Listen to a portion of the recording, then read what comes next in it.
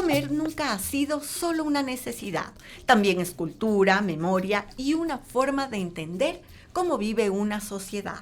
Lo que se cultiva y lo que se cocina cada día dice mucho de quiénes somos. Y esa historia también se puede rastrear hacia atrás, muy atrás. En el territorio que hoy es Quito y sus alrededores, investigadores han encontrado pistas sobre la alimentación de sus primeros habitantes. Las huellas aparecen en antiguas vasijas que han permitido identificar ingredientes como maíz, papa, ají y yuca, productos que hablan de cultivos locales, pero también de intercambios. Entre los hallazgos hay dos datos que sorprenden. Los análisis sugieren que ya se preparaba una bebida caliente con cacao y que este territorio estuvo deshabitado durante más de 1000 años. Estas son algunas piezas de un rompecabezas que está ayudando a entender qué se comía hace miles de años. Había fuego, había obsidiana, había ingenio. Todo antes de que esta ciudad tuviera nombre. Había también manos recogiendo papas, maíz y quinoa. Había variedad y ollas calientes de barro. Alguien con hambre, hace más de 1500 años, se sentó a comer en las faldas del Pichincha, en el mismo lugar donde alguien más lo hizo hace 3500 años. Pero ahora sabemos que esa línea de tiempo va aún más atrás, y que cerca del Paso Choa y del Cotopaxi, hace 6000 años, ya habían personas comiendo alrededor de fogones, y no solo eso, sino que mucho más atrás, hace 13000 años, los primeros habitantes de lo que hoy es Sangolquí ya tallaban obsidiana en ese mismísimo lugar. Esto parecería fábula, pero no lo es. De hecho, es lo que han confirmado los hallazgos arqueológicos en los últimos meses. Lo curioso, mucho de lo que comían hace miles de años aún crece en esta tierra. Lo lamentable, cada vez menos de eso llega hasta nuestra mesa. ¿Y esto por qué debería importarnos en el siglo XXI? ¿Qué podemos aprender de los humanos que vivieron aquí hace miles de años? Lo iremos descubriendo poco a poco. Esta es una historia de investigaciones, microscopios, excavaciones, sabores y sorpresas. Y las primeras nos llegan desde un periodo de 3000 años, un periodo que comprende tiempos de antes y después de Cristo. Pude recopilar información más o menos entre el año 1500 a.C. al 1500 después de Cristo, o sea, una historia de 3000 años. Entonces, de acuerdo a nuestras investigaciones, nosotros intentamos diferenciarnos un poquito a los arqueólogos, viendo desde un punto más objetivo, desde un punto de vista químico, qué era lo que estaban dentro de las vasijas, dentro de los fragmentos que estaban relacionados a alimentos.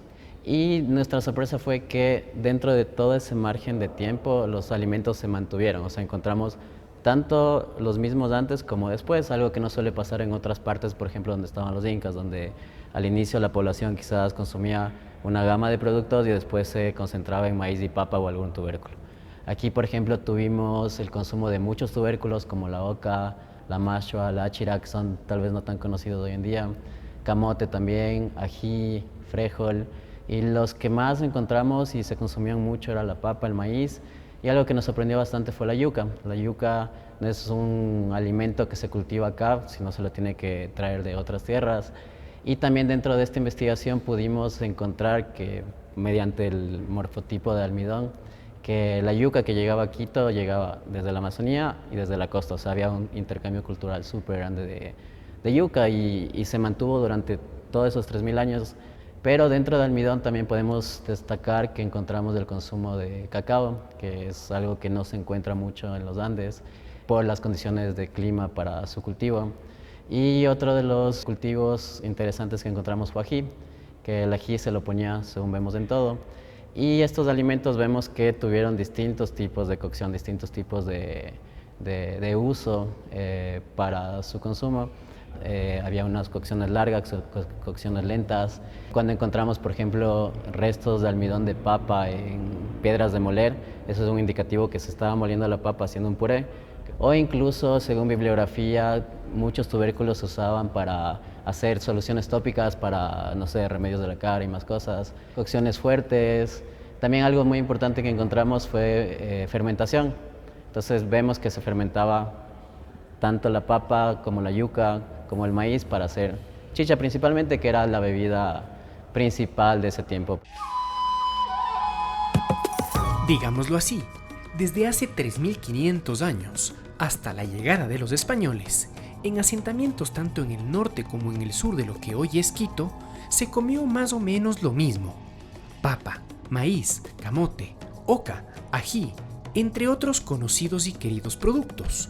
Pero claro, lo que más sorprendió es la presencia de yuca, y sobre todo la de cacao en las alturas de Quito desde hace al menos 2 milenios. Y no solo eso, sino que además nuestros ancestros ya lo utilizaban en una bebida caliente, evidencia sin precedente en territorio ecuatoriano. Lo que más nos sorprendió fue encontrar evidencias de consumo de cacao en uno de los artefactos que estuvimos analizando del sitio arqueológico Chilibulo del sur de la ciudad. Esto es importante porque si bien nosotros ya sabíamos de estudios previos que el cacao se domesticó en la parte sur de la Amazonía y que luego se dispersó hacia la costa ecuatoriana, en este caso vemos que años más tarde ya el consumo del cacao llegó hasta las tierras altas y además tenemos evidencia del consumo de una bebida caliente, porque el artefacto en el que encontramos estas evidencias es una vasija que tiene hollín en la parte externa y que nos muestra el uso de la bebida en caliente, a diferencia de los estudios previos en donde se supone que era más bien una bebida fría con el cacao fermentado y claro, esta es una forma diferente de consumo de este alimento. Y eso es importante porque en México ellos, bueno, primero que nosotros les quitamos el origen del cacao, ¿no? Pero ellos han seguido mucho hablando de que la bebida caliente sí ellos son los originarios, sin embargo nosotros acá ya estamos encontrando que también había esa forma de consumo del cacao. Los primeros habitantes de este valle no eligieron esos alimentos por casualidad. Construyeron con ellos no solamente una dieta, sino una forma de entender el mundo. Comer era una conversación con la naturaleza, un acto de gratitud. Y explorando esa conexión, ¿qué otras sorpresas se han encontrado sobre el consumo de otros grupos alimenticios, como proteínas y vegetales? Entre otros grupos alimenticios sí habían proteínas, el problema es que no había como lo tenemos ahora, que podemos tener un montón de ganado en un lugar y consumirlo cuando queramos, sino era más esporádico. Entonces, según los huesos que se han encontrado y que pudimos ver también en las excavaciones arqueológicas, encontramos, por ejemplo, lo principal, conejo, venado, que era lo que más se consumía acá, guanta también, cuy y llama, aunque muchas veces se ve que los huesos de cuy y llama no estaban afectados, o sea, no fueron faenados, sino que se los usaba como carga y el cuy principalmente también como animal de compañía. Algo también un poco curioso que se encontró es quizás el consumo de perros también, habían perros prehispánicos acá. Estos perros también se encuentran en algunos ajuares totalmente intactos, o sea, se les apreciaba mucho, pero hay otros lugares donde sí se ve que tuvo un signo de haber sido faenado, o sea, se lo consumió también. Eso, por ejemplo, en la parte de Cumbayá se han encontrado algunos, en la parte de Rumipamba también. Entonces eso también es bastante interesante porque la visión de antes era totalmente distinta a la de ahora. Pudimos publicar la primera evidencia de consumo de tórtola en Quito en el año 100 a.C. más o menos, en el periodo de desarrollo regional, que fue súper interesante, porque claro, ahora nos puede chocar un poco el consumo de tórtola. En ese tiempo era totalmente normal, hasta que quizás llegaron las gallinas con España y esa carne o esa proteína era mucho más grande, mucho más fácil de tener, porque las tórtolas hay que cazarlas, entonces ahí quizás se paró. En cuanto a vegetales, eso es un poquito más complicado encontrar porque no tienen mucho almidón, entonces no los podemos determinar, pero por ejemplo el ají está ahí súper marcado, la calabaza también es algo que está muy presente, es algo que se consumía mucho, el aguacate también, era una fruta que se la consumía mucho acá. La guava también es otra de los principales, el arrayán también, el capulí, que es un emblema también del Ecuador. Entonces, más o menos la dieta se basaba en muchas cosas que tenemos hoy en día también. Ahora es momento de otra sorpresa. No para los investigadores ni los arqueólogos, pero sí para los demás. Es algo que ocurrió más o menos entre el año 500 a.C. y el 500 después de Cristo. Y lo que pasó es que Quito quedó deshabitado. Erupciona principalmente el Purulagua, bueno, el Pichincha, el Atacazo, y sepulta Quito con su ceniza. Casi 1000 años Quito se queda sin fauna, sin flora, entonces las personas tienen que trasladarse y se van a los valles. Jardín del Este, que es Cumbayá, se van a Llano Chico, que es un lugar donde, por ejemplo, encontramos el consumo de tórtola. Algo que es bien complejo porque mientras otras sociedades, digamos, en la costa estaban en desarrollo regional, desarrollándose, Quito queda deshabitado, entonces tenemos como una pausa de cultura durante casi 1000 años.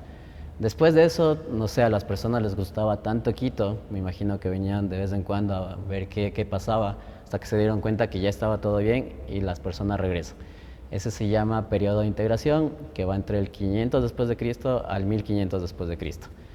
En este periodo ya cambia todo porque aparece la cultura como algo normal, mejores cultivos, se encuentra súper bien la laguna de Ñaquito, que es una laguna que ya no existe, pero que iba más o menos desde el antiguo aeropuerto hasta una parte del sur, una laguna gigante donde habían muchos animales también para consumo. Ahí aparecen patos, huevos, nueva proteína, quizás igual omega 3, por ejemplo, en el consumo de peces. Entonces cambia todo ahí la perspectiva.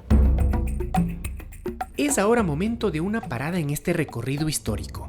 Esto porque conocer lo que comían nuestros antepasados no es un ejercicio de nostalgia arqueológica. Es entender de dónde viene la inteligencia de nuestra tierra.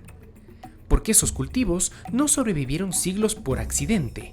Sobrevivieron porque funcionaban, porque nutrían, porque resistían. Porque alguien los cuidó con una sabiduría de la que hoy podríamos aprender.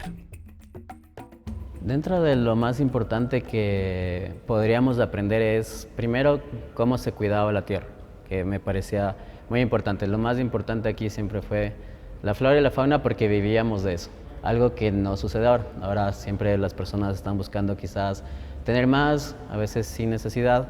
De las otras cosas más importantes es sentirnos orgullosos de nuestros cultivos, de nuestras raíces, de nuestra cultura, algo que tampoco sucede ahora. Quizás las personas estamos tan occidentalizados que vemos todo lo extranjero mejor y creo que sí deberíamos buscar un poquito volver a esas raíces. Gracias a los investigadores, hay bastante claridad sobre lo que se comía en lo que hoy llamamos Quito, al menos en los últimos 3000 años. Pero en estos días se llevan a cabo excavaciones e investigaciones que apuntan mucho más atrás en el tiempo. Y sobre estas les contamos en la segunda parte de este reportaje.